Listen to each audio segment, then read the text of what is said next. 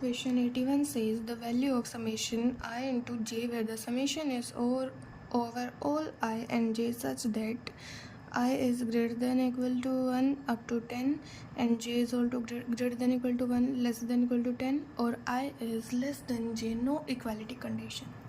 देखिए हमें ये दिया हुआ है आई और जे के पर कंडीशन और हमें आई इंटू जे निकालना है। हमें इसका समेशन क्या होगा, आई लेस देन जे होगा, इक्वल नहीं होगा कभी भी। तो देखिए जब हम आई को 1 लेंगे तो क्या हम जे को 1 ले सकते हैं? नहीं, जे को 1 नहीं ले सकते क्योंकि यहाँ पे इक्वलिटी कंडीशन नहीं है। तो हमें जे को 2 से स्टार्ट करना पड़ेगा अप टू 10 तक। ठीक है, तो देखिए पहले करते हैं इसको। आई को 1 लेते हैं इंटू जे को जब 2 लेंगे प्लस जे को जब 3 लेंगे, ये अप टू कहाँ तक चलेगा? 10 तक।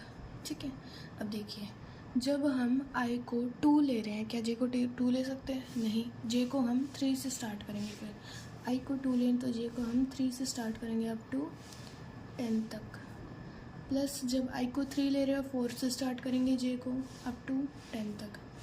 ऐसे करते करते हम जब आई को 9 लेंगे तो जे को 10 लेंगे।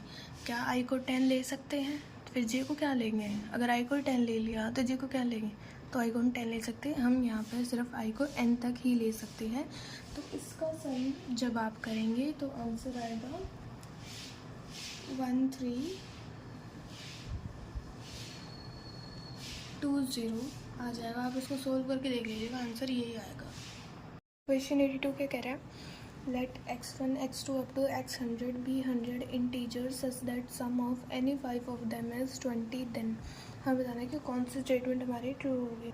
तो देखिए अब हमें दिया हुआ है कि ये x1 x2 up to x100 तक कुछ हैं नंबर्स हैं हमारे पास और सम ऑफ एनी 5 हमें इनमें से बोला है कि क्या है, 20 दे रखा है।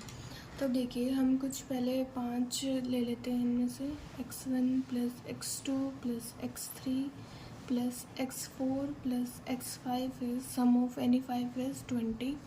अब ले लेते हैं x1 plus x2 plus x3 plus x4 plus x5 की जगह हम x कोई भी मान लो 6 ले लिया, 7 ले लिया, कुछ भी ले सकते हैं। तो जब इनको सब्ट्रैक्ट करेंगे तो हमारे पास x5 इक्वल्स टू x6 आ गया। ठीक है, अब डाउट जो सबके मन में आता है कि x5 और सिर्फ एक ही एलिमेंट को चेंज क्यों किया, बाकी एलिमेंट्स को चेंज क्यों नहीं किया, तब जिससे हमारी ये कंडीशन आ गई। तो देखिए अगर हम बाकी एलिमेंट्स को भी चेंज करते तो हमारे पास एक मेसी कंडीशन आ सकती, जिससे ऐसे बहुत सारे इक्वेशन आ जाएंगी जिससे हम कुछ भी कंक्लूड नहीं कर पाएंगे। ठीक है, तो हमें कुछ मतलब आंसर तक हमें जाने के लिए हमें ऐसा सिर्फ एक ही एलिमेंट को एक्सचेंज करना पड़ेगा। मान लेते हैं हम सभी एलिमेंट्स को चेंज करते हैं। हम मान लेते हैं अब ले लेते हैं x2 plus x4 plus x5 plus x8 plus x10 ले लिया हमने। इसका सम भी हमारा 20 होगा। जब इसमें से इस टर्म को सब्ट्रैक्ट करेंगे क्या कुछ अलग इक्वेशन नहीं बनेगी? क्या कुछ हमारे पास आ सकता है उससे? नहीं। तो ऐसे बहुत सारी इक्वेशन बन जाएंगी तो उससे हम कुछ भी कंक्लूड नहीं कर पाएंगे, तो आंसर तक नहीं पहुँच पाएंगे। इसलिए हमने सिर्फ एक एलिमेंट को ही एक्सचेंज किया। अब एक चीज़ हमेशा याद रखिएगा, अगर हमें कितनी भी टर्म्स दी हो, 2 दी हो, 3 दी हो, 4 5 किसी का भी टर्म अगर हमें कांस्टेंट दिया हो, सम अगर हमें दिया हो sum of any number of terms is constant, तो एक बात हमेशा आपके माइंड में जो क्लिक करनी चाहिए वो क्या, कि सभी numbers, all numbers are equal. ठीक है, all numbers are equal by proving like this only. ठीक है, तो अगर हमें ऐसा कुछ दिया हो तो ऑल नंबर्स हमारे इक्वल होंगे। तो x5 इक्वल है x6 के, यहाँ पे 7 लेंगे तो x5 x7 के इक्वल।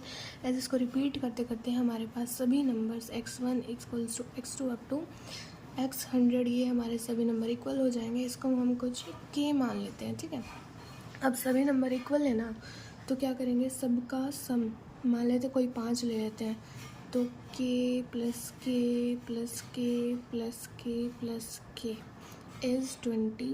तो 5 के आ गया हमारे पास 20, तो के की वैल्यू आ गई हमारे पास 4। देखिए सभी नंबर्स इक्वल है, ना कोई बड़ा होगा ना कोई छोटा होगा, सभी 4 के बराबर होंगे। तो ऑप्शन सी सही हो जाएगा, जिसमें बोला है कि x17 = x83, मतलब 4 = 4। और इस चीज़ को ध्यान में रखिएगा।